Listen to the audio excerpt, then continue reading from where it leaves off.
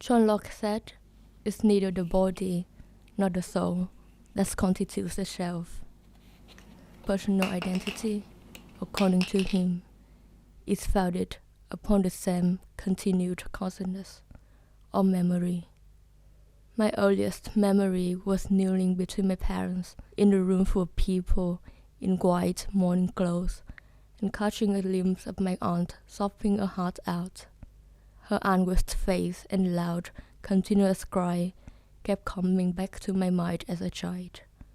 I don't know why I never asked anyone about it until many years later. But I finally knew that it was on my granddad's funeral, which took place only a few days before my second birthday. My first house move, I remember taking a doll with me and, not sure what the motive was, ripping off a few calendar sheets to put in my trouser pocket before hopping on my mom's remote scooter, sitting stably behind her back and ready to travel. I remember it being a long journey between the golden rice fields under the wide and open sky. At first it was calm, but then the wind blew. The calendar sheets fell out of my pocket and flew far away. There was nothing to be done. Even if I had asked my mom to stop, we wouldn't have found them. I remember feeling upset about that, but not how much or for how long. At a later point in life, I found out that my first and second home were very close to each other. The journey couldn't have been more than 5 minutes, and there was no rice field in my city. At age 8, I started taking after-school English lessons. Unlike the oral class that I quitted only after 2 sessions, I actually found learning English fun enough. That was until one day, the teacher gave us a huge number of new words to memorize. She showed us how to make flashcards, the English word on one side, the translation on the other, to help us study at home. Thinking about making the flashcards only made me feel more overwhelmed. So much that I cried miserably to my mom afterwards, that it was too much, that I could never possibly remember all the words, that I didn't know what to do. My mom said that she would talk to the teacher about it to comfort me, even though I don't know if she ever did. I don't remember what happened next, but I don't remember feeling that much dread ever again. Either I increasingly felt more in control of my life over time and realized my ultimate power to make choices in any circumstances, or due to irreversible hormonal changes during puberty. Every day at 2:45 p.m., the schoolroom could be struck 3 times to announce the 15-minute break, or giờ ra chơi in Vietnamese. That meant each time the students were supposed to get out of the classrooms and hang out with their friends after 1.5 hours of studying. But there I was, still sitting at my desk, alone, again, numbingly listening to the noise from the ceiling fan. Each passing second was another moment of no significance or consequence whatsoever. As I looked up at the dusty circling fan, I suddenly got bizarrely angry that my brain had set countless moments like these from my memory. Not this time. I swore to myself that I would always remember this. I was willing to let go of all the big moments or any other detail of my life, as long as this specific afternoon, how loud the fan sounds when no one else is around, those thoughts that I have, as long as this would never disappear from my memory.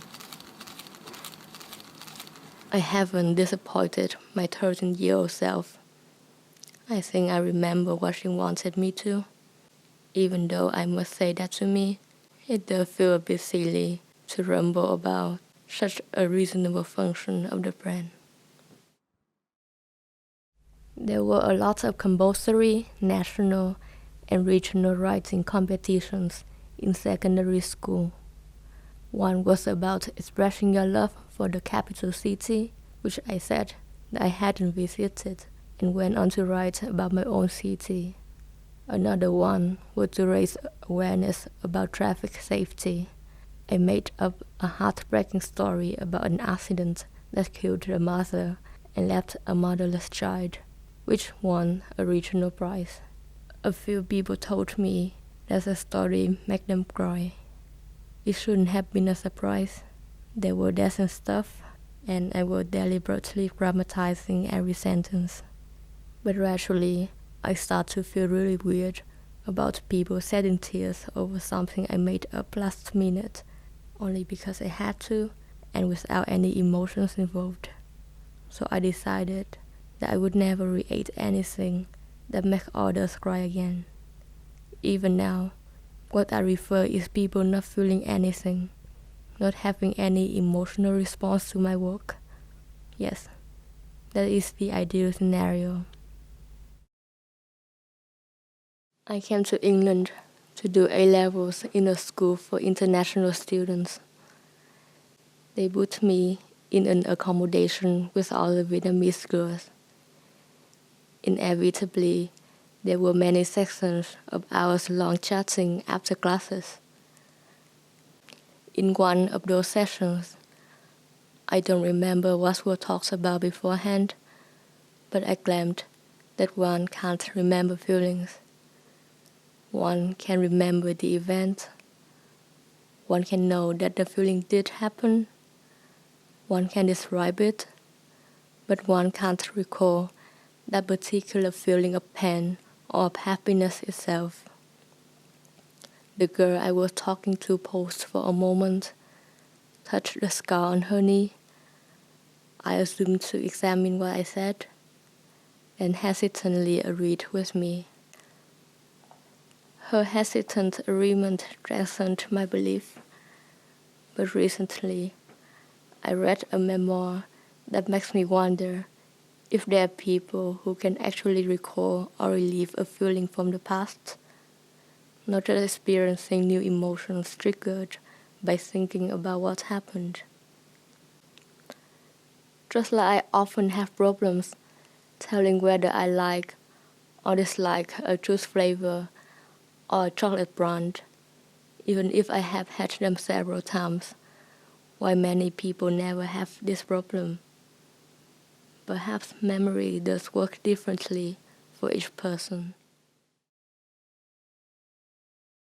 I made my first documentary, a belated study of the Morecambe tragedy, in the final year of university as the practical project to go with my dissertation. The readers kindly gave me favorable feedback with suggestions for improvement.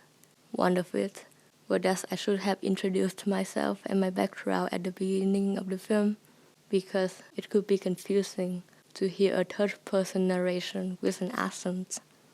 I haven't recorded any third-person narration since then. I don't think it's because of the feedback. I just haven't been thinking about much else but myself. I'm pretty sure that I never made any flashcard to learn English.